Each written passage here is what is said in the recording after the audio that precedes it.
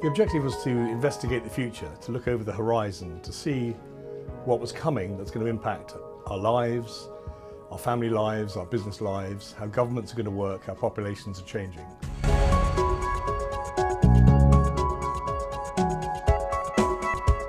We're going to share some of those ideas with you today. We're going to look at the highlights and what do we find from the report.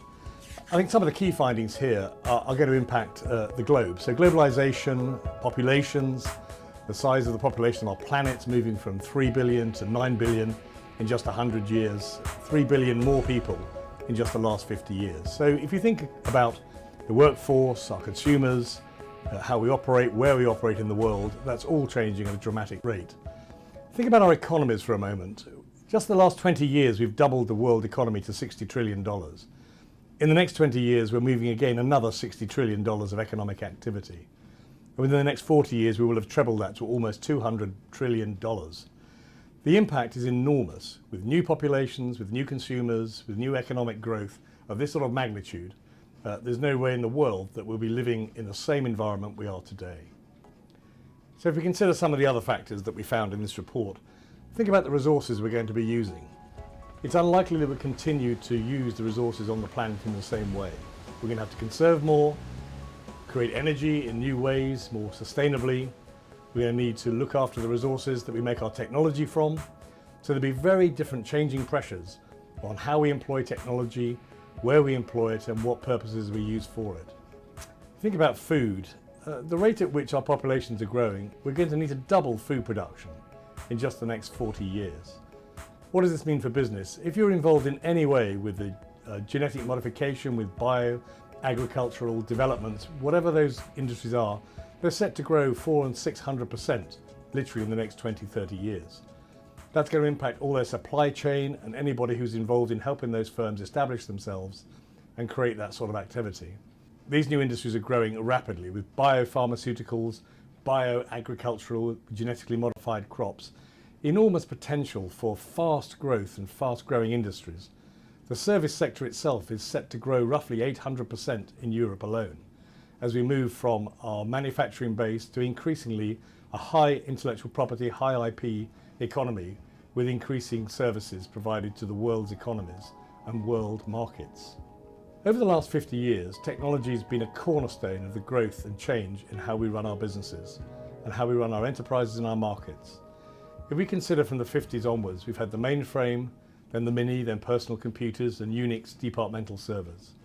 We're now moving to smartphones and iPads and small tablets. We'll move to scrollables, avatars, virtual reality worlds, artificial intelligence on knowledge-based systems over smart infrastructure that allows us to share knowledge and content and capabilities across the world. What we're sure about, of course, is that we need smart talent to run these, and we need smart organizations to implement these effectively. The O3B project, the other 3 billion project, will allow us to connect up to 5 billion people in the next 3 years. Currently, the internet community is literally 1.9 billion people, and we're moving to 5 billion. The impact on that will not just be digital consumers on board. We'll increasingly have new people contributing their knowledge and skills. We'll have people contributing their wares and products, and we'll have people taking part in an even more globalized world than we've had up to now.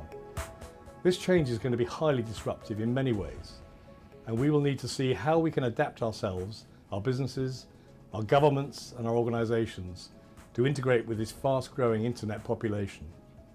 Social media has come out, of course, as one of the big drivers of change in our behaviors.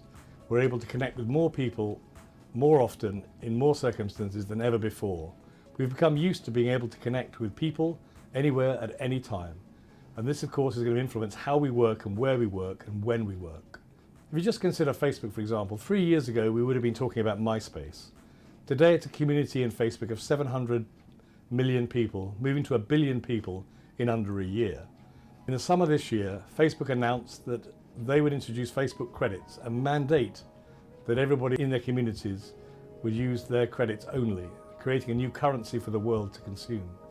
You can watch TV, video, communicate with anybody at any time, and in the future, of course, even greater access to products and services, with 400 stores opening every day in that world, all using Facebook credits. These new currencies will increasingly impact how governments can control their monetary and fiscal policies in their economies. As global players invent their own, the potential of communities across economic boundaries, across regulatory boundaries, across taxation boundaries, being involved in work and being involved in trade, and yet outside of the monetary environment is tremendous and exciting and challenging, depending what perspective you have.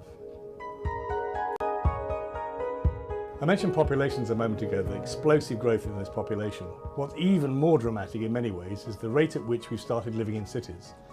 If you go back to 1950, there were about 1 billion people on the planet living in cities. In the next 40 years, there will be 6.3 billion people, 600% increase.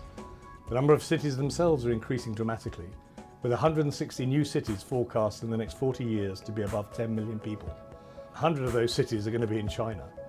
If you just think about how the Asian economies have impacted so much in the world, today there are 8 cities in the top cities of the world in Asia. In the next 20 years there'll be 20 cities in that group.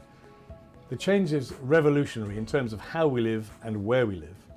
In the future, our cities will have to be self-sustaining to the greater extent as they become larger and more dense, with increasing numbers of people working, playing, living, experiencing life within their cities.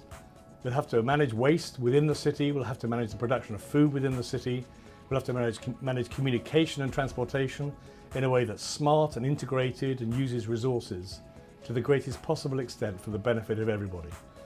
All of this will have to be done in an environmentally sustainable way to create a living environment and a working environment that's attractive and creates competitive advantage for the people of those cities in those countries. This is a whole new paradigm. We've barely seen this start. We're literally 50 years into this new way of living in the world, and we're moving ahead and multiplying at a tremendous rate. Any organisations involved in creating this environment are going to be set for boom in the coming years.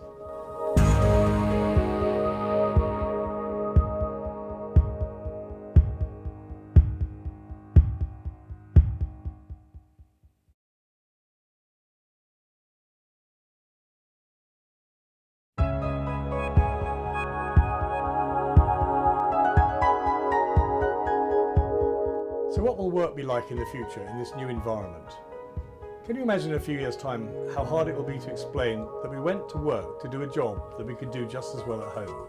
We travelled on overcrowded, expensive infrastructure to meet other people who had done exactly the same.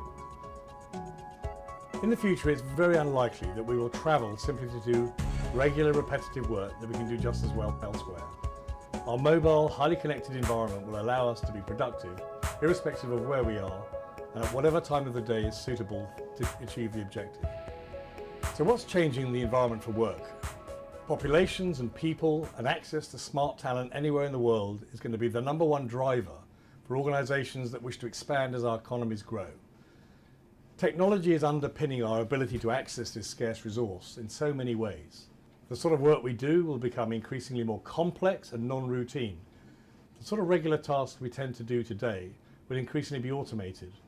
The decision-making, the intuition, the knowledge, the experience that we need to bring to bear for our clients and for their benefit will increasingly be done by hard-pressed and scarce human beings. Talent will be anywhere in the world, and we'll need to access that at any time, from anywhere, in any combination of resources to meet our clients' goals. These sorts of portfolio working environments are going to be underpinned by smart telecommunications capabilities.